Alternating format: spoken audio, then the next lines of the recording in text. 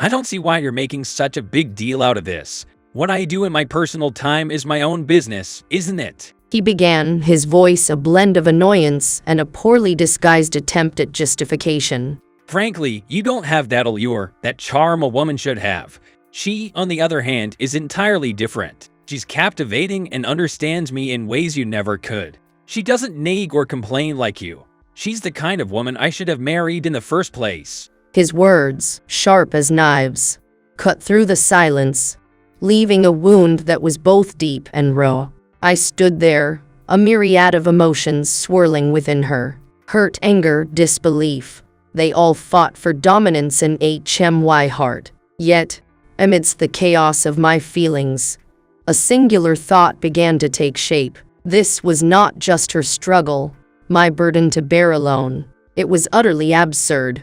The notion that I should be the only one to suffer in silence, to endure the weight of a failing marriage without protest. No, I resolved. It was time for John to face the reality of their situation, to confront the consequences of his actions and words. My name is Elizabeth, and I am a housewife in my 30s. I live with my husband, John, and my husband's mother, Barbara. A few years back, Barbara was struck by a severe illness, a turning point that necessitated a level of care and attention that has since defined much of our household dynamics. Initially, our home was situated near John's family abode. Since John's father had already passed away and he had no siblings, the responsibility of caring for Barbara naturally fell into my lap. The idea of relocating Barbara to a care facility was broached, yet John was adamantly opposed. Convinced that such environments would do more harm than good, he firmly stated, "The thought of sending my mother to such a place is unbearable. It's almost a certainty she would be mistreated." This left me, by default, as the primary caregiver, a role I was thrust into not just by circumstance, but by a sort of silent agreement that, because I was home more often, I was somehow more suited to it. However, the reality of the situation was far from simple. John's reluctance to engage in household chores left me to balance the demanding responsibilities of caregiving on top of managing our home.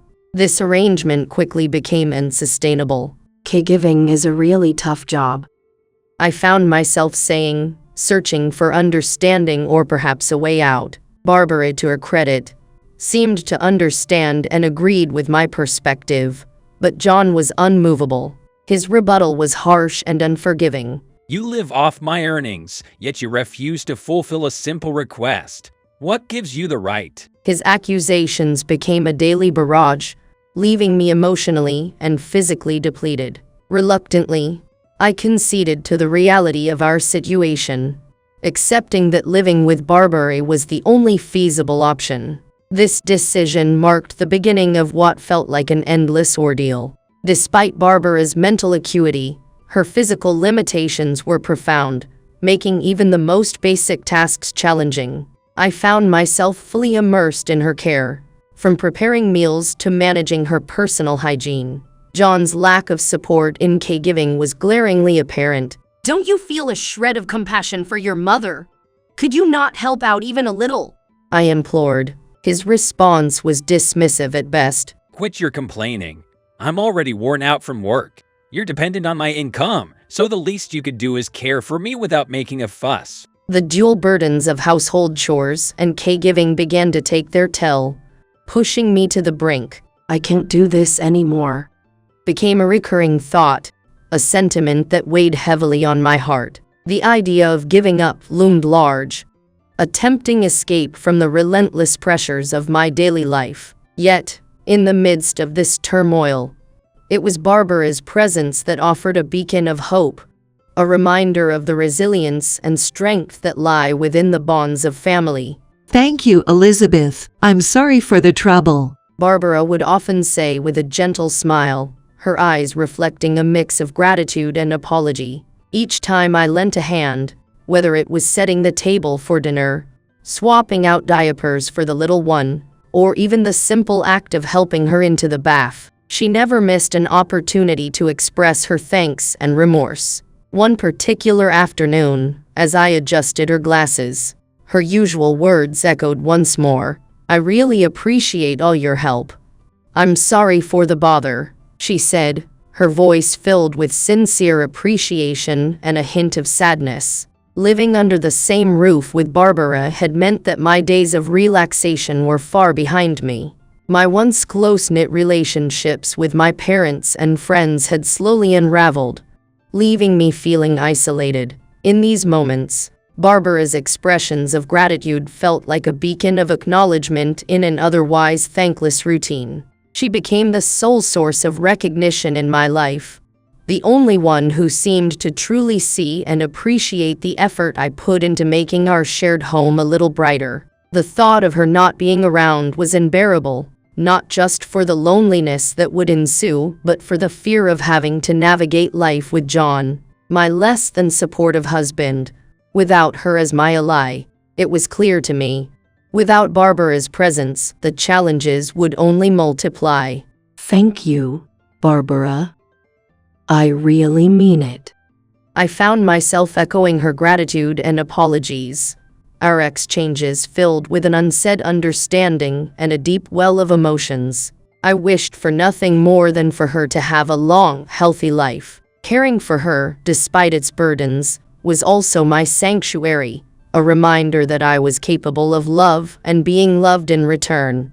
I silently pleaded with her not to harbor any guilt for the care she required. Communication had never been my strong suit, a struggle that traced back to my childhood. Yet, with Barbara, I strived to convey my affection and gratitude through actions, hoping they spoke louder than the words I so often found hard to muster. Since moving in together, I noticed a shift in John's habits. His return from work grew increasingly late. His dismissive responses to my inquiries, "It's my business," left me puzzled and concerned. Without any signs of intoxication or complaints of overtime from his job, the reason behind his late nights remained a mystery, causing me to question and worry about the state of our marriage. Around that time, my husband began going on business trips more frequently. He mentioned it was due to a promotion, yet there seemed to be no noticeable increase in his salary. In fact, it appeared slightly reduced. Confronting him about this only seemed to promise a future of more anger.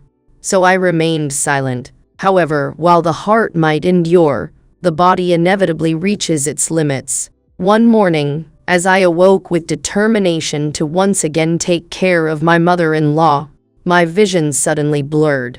I initially thought little of it, but as I went to greet my mother-in-law and prepare breakfast, a stronger dizziness overtook me.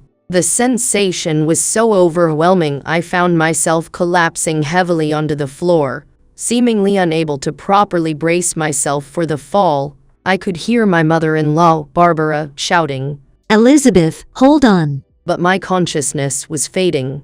When I next woke up, I was lying in a hospital bed. It seemed Barbara, noticing my immobile state, had desperately called for an ambulance. The doctor diagnosed me with severe overwork, advising several days of rest. Yet, with the responsibility of Barbara's care looming, stepping back entirely was not an option. On mentioning this, I was advised to rely on my husband, John. But if John had been approachable, I wouldn't have been in this predicament. Moreover, he had been unreachable on a business trip for some time. That day, I managed to return home and immediately contacted my parents. They were the only ones I could turn to.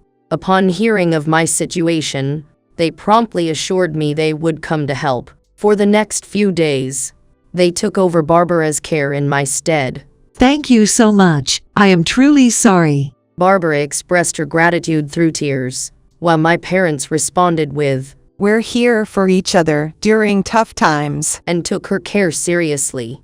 Ultimately, I couldn't contact John for several days, but thanks to my parents' support, I was able to rest until I felt lighter and recovered. It seemed my parents harbored a slightly chilly impression of John, subtly hinting at their concerns whenever they got the chance. One day, with a tone laden with worry, they gently urged me, If you ever find yourself in trouble, don't hesitate to reach out to us immediately. Assuring them that Barbara's presence meant I had support for the time being, I watched as her parents nodded in relief, their acceptance warming the air around them. As time marched on, John returned home, his demeanor as if nothing was amiss. Observing I caring for Barbara, he casually remarked, You seem in good spirits. Something positive happened? Typically, after an absence, one might inquire if there were any changes at home. But John bypassed such courtesies, instead cheerfully presenting souvenirs from his trip, claiming, The business trip was tough. Brought you these gifts. However, a shocking truth was soon unveiled. After dinner, in a moment of calm, I forcefully confronted John, undeterred by Barbara's presence, demanding answers. Suspicious of John's activities, I had enlisted a detective agency to delve into his whereabouts. The investigation revealed John's infidelity, his so-called business trips a facade for rendezvous with his mistress. Indeed, on the day I fell ill, John was not working but vacationing in Hawaii with his lover. Furious, I confronted him. What is this? While I'm struggling daily, you're off enjoying yourself. Aren't you ashamed? John's response was a dismissive sigh. You're really too noisy. He then uttered the unbelievable, What I do is my own business. Frankly, you lack the charm of a woman. She's far more appealing, listens, and empathizes with me, unlike you, who constantly nags. She truly deserves to be my wife. Enraged and trembling, I faced the harshness of his words. Yet, John seemed convinced he was right, coldly stating, Don't waste my time any further. Before retreating to his room, leaving a chasm of hurt and disbelief in his wake. Tragically, I found myself heavily reliant on my husband's income, leaving me with no choice but to meekly accept whatever he said. I didn't possess any special qualifications, and my only work experience was a few years in an administrative role. Moreover, the necessity of caring for my mother-in-law barred me from engaging in a thorough job hunt. Choosing to leave my husband would only lead me to face hardships. This situation filled me with an unbearable sense of frustration. Elizabeth, Barbara called out to me as I stewed in my discontent. She pointed to a dresser and said, I'd like you to fetch something from that drawer for me, please. Following her instructions, I opened a drawer to find a bank book nestled inside. After handing it over, she inspected its contents and then handed it back to me, saying, I want you to have this. Surprised, I exclaimed, What? And upon examining the bank book, sight listed an astounding $3 million. Barbara, where did all this money come from? I asked, my eyes wide with shock. She began to explain. This goes back to when your father-in-law was still in good health. He once won the lottery. And we decided to save this money for the future, keeping it untouched in this account. At that time, our son was too busy, so we never discussed the lottery win with him. This revelation was shocking. I never imagined my mother-in-law could possess such a significant amount of money, let alone offer it entirely to me, an unthinkable gesture under normal circumstances. I can't possibly accept this. I attempted to refuse, but she adamantly insisted I take it. I've only ever been able to offer my thanks and apologies. Please, accept this as a token of my feelings. Hearing her words, I was moved to tears. Barbara had always acknowledged and appreciated me. In the small world comprised only of my husband, my mother-in-law, and myself, Barbara stood as a solitary beacon of hope amidst the familial strife. Her presence was a comforting constant in a life otherwise marred by the complexities of marital discord. In an act motivated by both necessity and a deep-seated desire to ensure her well-being, I decided to allocate a portion of the substantial inheritance left behind by my mother-in-law towards securing her a place in a reputable care facility. This decision, though practical, was not devoid of emotional turmoil. This suggestion was initially resisted by Barbara, who said that she did not want to impose a financial burden on anyone, even if it was personally necessary. However, through persistent conversations and the expression of my earnest desire to shoulder the financial burden, I was able to gently persuade her to accept my offer. The decision to discuss this matter with my husband was approached with a sense of obligatory consultation rather than an expectation of support. His initial reluctance to contribute financially was met with a mixture of disappointment and resignation. However, the revelation of his mother's intention to independently manage her affairs seemed to mitigate his apprehensions, leading to a begrudging acceptance. As the reality of our situation settled, the weight of unresolved grievances and unmet needs within our marriage prompted a contemplation of divorce. The night I initiated the divorce, the conversation was met with skepticism and derision. My husband's incredulous reactions, marked by laughter and dismissive queries about my capacity for independence and financial survival, belied a deeper undercurrent of disconnection and disenchantment. Yet, my resolve remained unshaken, fueled by a yearning for emancipation from a relationship that had become synonymous with discontent. His eventual acquiescence to the divorce, though delivered with a veneer of relief, carried an undercurrent of bitterness. The process of divorcing was surprisingly straightforward, marking the end of an era and the beginning of a new chapter of independence and self-discovery. The farewell to my former mother-in-law, as she embarked on her new life within the care facility, was a moment of profound gratitude and mutual respect. Her repeated expressions of thanks, a reflection of her graciousness, were met with the silent acknowledgement that our roles in each other's lives had been equally transformative. The promise of future visits, a testament to the enduring bond forged through shared experiences,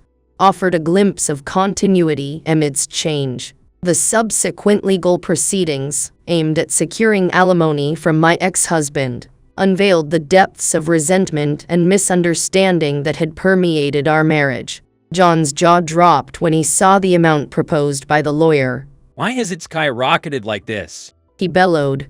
But this was all due to I following Barbara's advice to document all of John's past verbal abuses. Please, I beg you, drop the alimony claim.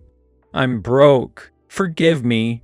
John pleaded desperately. I was aware that John had been lavishing his affair partner with substantial amounts of money, discovered during my investigation. As a result, he was nearly penniless. Moreover, the affair partner, unfortunately, being a co-worker, had quickly spread the news within the company, leading to unpleasant rumors about John. Feeling uncomfortable at work, John had no choice but to resign. I was fighting my own battles too. You could at least understand that. John retorted in anger. I couldn't help but regret her decision to marry him. Nonetheless, my resolve was firm, and I managed to squeeze a significant sum in alimony from John. Afterward, it seemed that the affair partner had abandoned John. Apparently, the affair partner was not genuinely interested in John, but saw him as a convenient source of money. The partner left the company and started working elsewhere, smoothly agreeing to the alimony payments, showing her adeptness at navigating life. On the other hand, John, having resigned, was now alone and lonely, burdened with the hefty alimony payments. He seemed overwhelmed by various issues. Even thinking about re-employment seemed beyond his will, and he was now shut in his empty home. The payments had to be made, but it was Barbara who had stepped in to cover them. However, she had stipulated that John must repay double, or she would sell the family home. Pressured by her words, John is now tirelessly working part-time jobs day and night, scrambling for money. He's trying to find a job, but keeps getting rejected at the application stage. Meanwhile, I, having recuperated at my parents' home, decided to start working part-time to get accustomed to working again. Despite years away from the workforce, my colleagues eagerly taught me, allowing my skills to rapidly improve. Just when I felt ready to re-enter the corporate world, my boss unexpectedly offered me a full-time position. Accepting the promotion was a dream come true, offering me the chance to continue working in a familiar environment. Back when I was caring for Barbara, I felt recognized only by my former mother-in-law, living in a constrained world. But now, I am acknowledged by many my bosses, co-workers, subordinates, parents, and friends I am reconnected with after years. It made me realize that a broader world was waiting for me. I look forward to cherishing the people around me as I move forward in my life.